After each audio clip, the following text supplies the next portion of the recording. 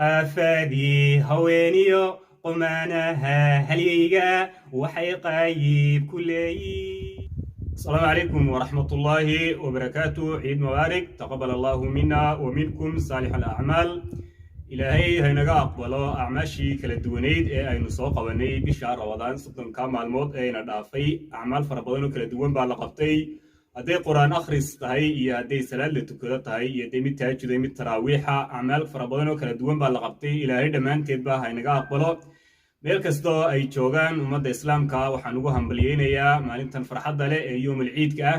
waxaan leeyahay ku iida dhammaantiinba caafimaad qab, amni taama, bashbash iyo barwaaqo iyo nimco.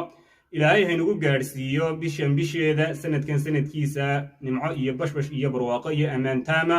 dhulka islaamku ku nool yahay in badan oo ka mid a qalalaasta iyo qaxar iyo quub iyo qacbaa ka taagan. ilaahay kaga dulqaado karoonahan oo kadabkii go-ay. ilaahay hayna gaadhsiiyo sanadkan sanadkiisa. dhammaantiinba waa anigoo ah Ismaaciil Muuse oo Ismaaciil Said loo yaqaano idinka soo salaamaya bartayra bogcaddan iyada ah. waxaan leeyahay wadee channelkan iyo maanta isagoo aan ciidsiino oo subscribe leeta aanu ku ciidsiino isagoo ciid kale ma haystee. maanta waa maalin farxadeed oo dhammaan aynu wada faraxsannahay, carruur iyo ciroolaba, waayeel iyo dhallinyaraba. yar baan raacin lahaa oo ku saabsan xagga carruurta oo maanta kale aynu ka farxino, aynu iidsiino, aynu dhar wanaagsan iyo kaba yaro qurux badbadan iyo waxyaabo kala duwan inu soo iibino.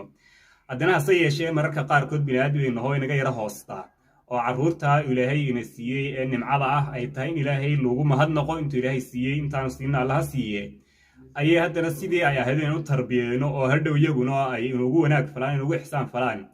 si ka yara duwan baynu usoo yara tarbiyadeynaa. ilmihii yar baad arkaysaayoo kiyo labiskiisii wax ka yara khaldan yihiin uu haddana ku odhanayo waalidkii waday gacanta hayey, war waa carruuro wax cawro ah ma lehe maxaad weydiinaysa iska daa. waxaad ilmaha yar maanta ku barbaariso ee dhaqankiisan tusto unbuu hadhowna ku weynaanaya, uu bulshada iyo dadka inta kale la dhex gelaya ilaa halkan usoo fadhihi maaye. marka haddaad maanta wanaajiso habkorkiisa iyo tarbiyadiisa intuu yar yahaan wax kala garan haynin, hadhow buu ku wanaagsanaanayaa, saasuu dadka la dhex tegaya. haddii maanta aad tidhaahdo may waa carruur oo ceeb ma laha ee hadhow markuu weynaadaa bu iska qorqormi doonaano, dee sidaas ugu la weynaano se hadhow la odhan doonaa miyaanay aabbiyo hooyo soo karsanin talow dadka. afaadii haweeniyo qumanaha halyeyga waxay qaayib ku leeyiin. qawaaniintii la quudshiyo qolqolkii loo qaraariyo qudwadii ay lahaayeen gurboodkii la qayaayiro. wuxuu qowlkugu giriifiyo wuxuu qoobku jallaafaba waa qaydaadu qowshay.